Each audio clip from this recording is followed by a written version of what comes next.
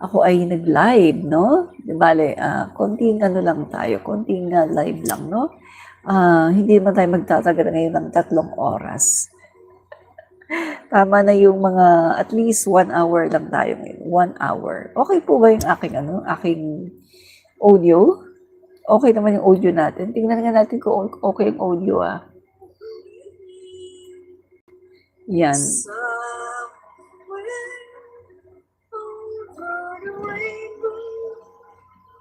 Yan. So, okay pa lang aking audio. Yan. Yan, okay naman palang aking audio. So, ito nga mga kaibigan, no, ang ating pong title. Ang title po natin ngayon, mga kaibigan, ay Sarah Cheese sa 2028, Sarah Booking sa pagsisinungaling. So, yan po yung ating topic, Sarah Cheese sa 2028, Sarah Booking sa pagsisinungaling.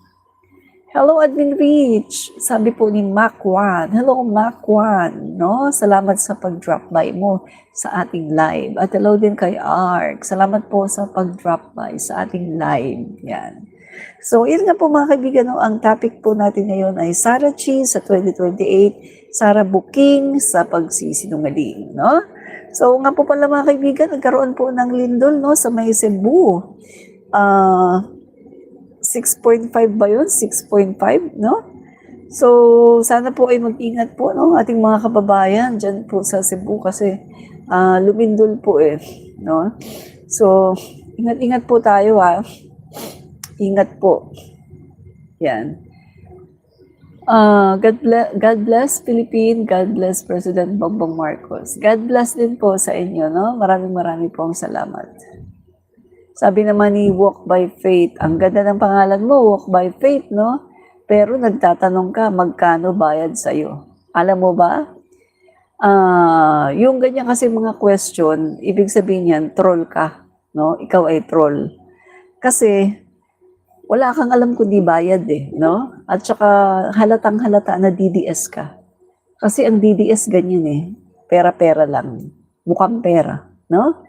So, kami po mga PBBM supporter ay kami po ay willing, no? Willing na sumuporta sa ating pangulo nang hindi na kailangan ng bayad, no? Hindi katulad sa inyong mga DDS na kayo yung napatawag sa TRICOM at pinakita pa nga 'di ba sa doon sa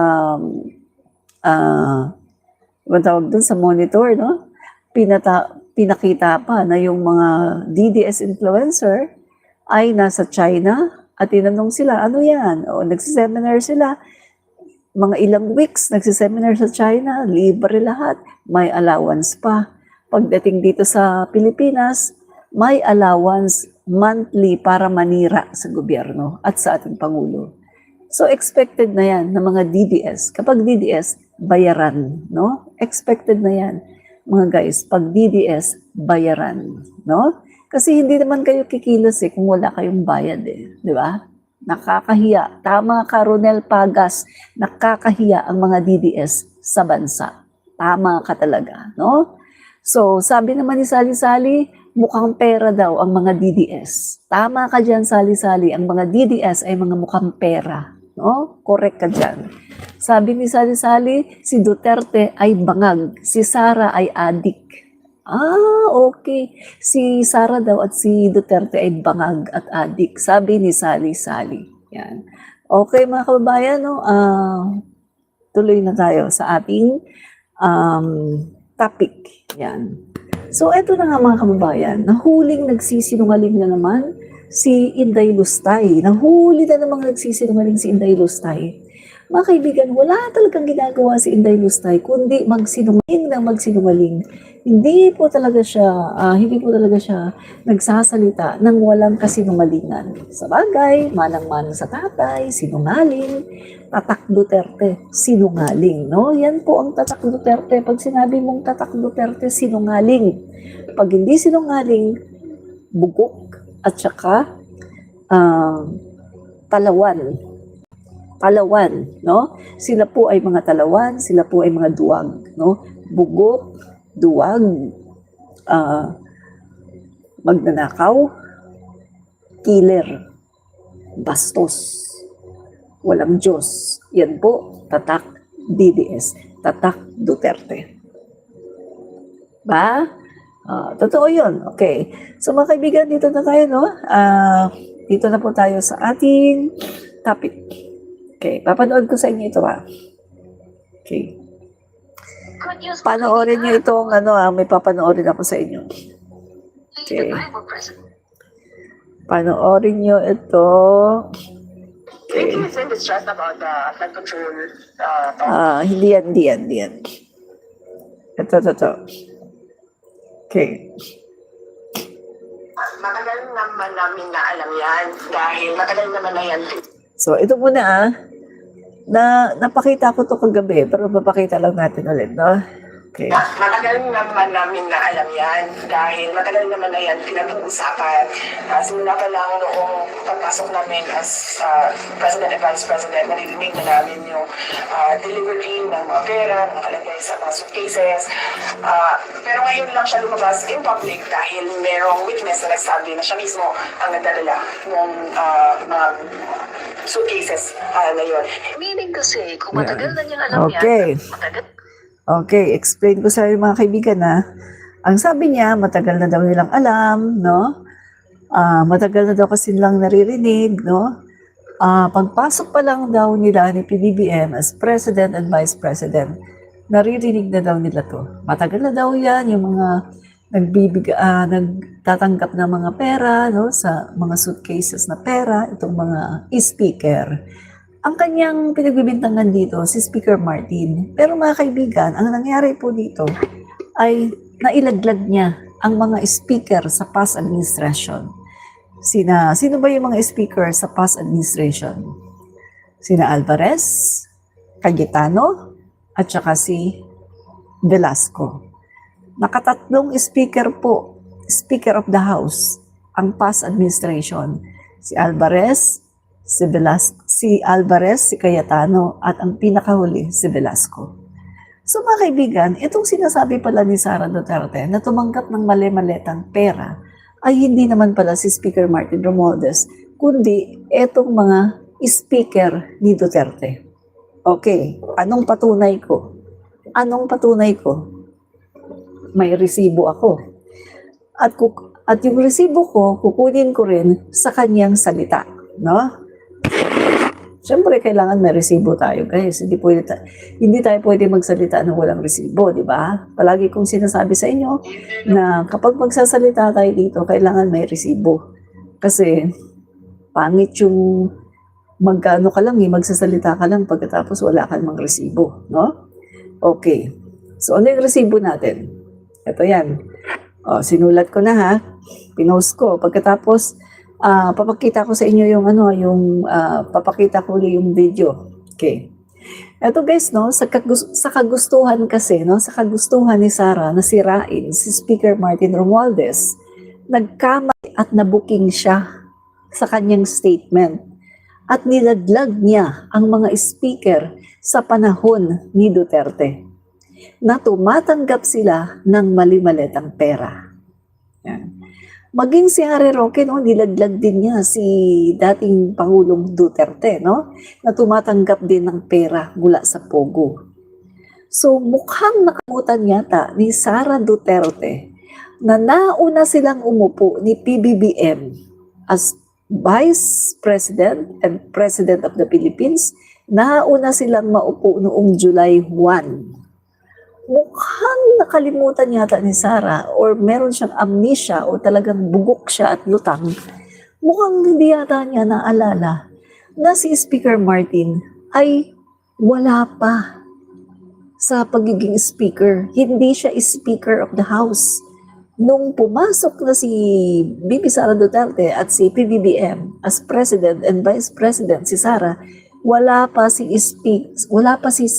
Martin Romualdez sa Office of the Speaker. Kasi ang speaker noon ay si Velasco. Okay. So, ibig sabihin, mas naunang pumasok, no, sa administrasyon si PBBM at saka si Sara. Mas nauna sila, July 1 ano na sila pinalitan na nila yung vice presidente, pinalitan na nila si Digong, no? Nauna na mag-take over si PBBM at si Sara. Yung pagiging Speaker of the House, wala pa. So ang nadatna nila Sara at ni PBBM na Speaker of the House ay si Velasco, yung best friend ni Sara. So ngayon mga kaibigan, kailan ba si Speaker Martin Romualdez? Okay, so tingnan natin mga kaibigan ha. Kailan po nag-open ang 19th Congress? Tingnan natin. Ang 19th Congress mga kaibigan ay nag-open or nagbukas noong July 25. July 25, 2022. Take note ha, July 25 nag-open ang 19th Congress. Si PBBM at si Sara Duterte na upo noong July 1. So kung titingnan natin, July 1, nauna si PBBM at si Sara maupo. Si Speaker Martin Romualdez, hindi pa siya speaker. Kasi ang 19th Congress ay July 25 pa mag-o-open. So meaning to say, pag upo ng dalawa, ang nasa speaker, no, ang speaker ay si Velasco. So ito mga kaibigan, no, ibig sabihin ito, mga guys, no, ibig sabihin lang na hindi si Speaker Martin Romualdez ang tinutukoy ni Sara na tumatanggap ng mali-malitang pera, kundi ang mga speaker ni Duterte. Dahil ang sabi kasi ni Sara, matagal na daw nilang alam ang nangyayaring ito. Dahil naririnig na daw nila ito matagal na. Bago pa lang daw sila, no, bago pa daw sila pumasok, no, ni PBBM noong July 1. Naririnig na daw nila ito matagal na. So, ibig sabihin, ang tinutukoy dito ni Sara Duterte na speaker ay hindi si Speaker Martin, kundi ang mga speaker ni Duterte. Nilaglag niya ang mga speaker ni Duterte. Mga guys, bugok talaga, di ba? Kita mo ha, gusto niyang siraan si Speaker Martin, pero nilaglag niya yung mga speaker ni Duterte. Nagkamali siya ng kanyang sinasabi, imbis na ang gusto niyang siraan ay si Speaker Martin. Kasi nga, bugok siya. Salita lang siya ng salita, hindi niya iintindi kung ano ang sinasabi niya, na mali na pala ang kanyang sinasabi kasi siya ay isang bugok. Inborn ang kanyang pagiging bugok. Wala siyang, hindi niya naisip kung, ay, tama ba yung sinasabi ko? Wala siyang ganun mga kaibigan. Wala siyang sense of judgment, kung tama ba, sense of judgment of right and wrong. Wala siyang ganun mga guys. Hindi niya alam kung tama ba o mali ba yung sinasabi niya, ano ba yung magiging consequence. Kaya nga, di ba mga kaibigan, padalos-dalos siya. Kasi bugok kasi siya at hindi niya iniintindi kung ano ang mangyayari after niyang gawin or sabihin ang isang bagay.